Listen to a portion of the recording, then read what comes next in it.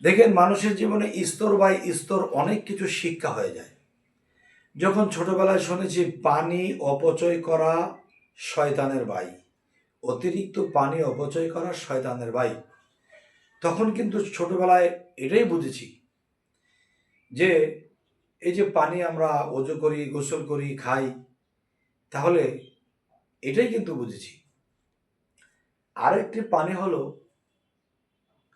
যে আপনার মধ্যে যখন আমরা বোঝের হয়েছি, এখন বুঝতে পারি, তখন বুঝতে পেরেছি যেই পানি দ্বারা মানুষ জন্ম হয়, পৃথিবীতে আসে, সেই পানি দ্বারা কোনো অলিয়া উলিয়া জন্ম নিচ্ছে, কোনো চোর ডাকাত জন্ম নিচ্ছে, চিটার বাটপার জন্ম নিচ্ছে, সাধক জন্ম নিচ্ছে, আল্লাহর অলিগণ জন্ম নিচ্ছে।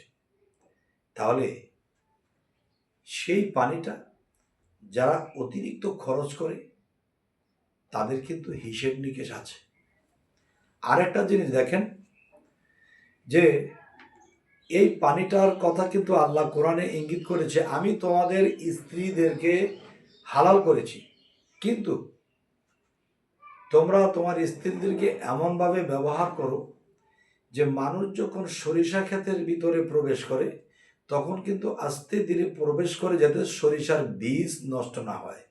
সরিষা, এই যে শরীর, এটার মধ্যে যে আপনি উত্তেজনা যখন আপনার হবে তখন সেই বীজের পয়দা হলে আপনি কিন্তু খেতে যেন বীজ না পড়ে আস্তে আস্তে প্রবেশ করবেন। যাই হোক, এ সমস্ত জগতবাসী সকলে ভালো থাকবেন।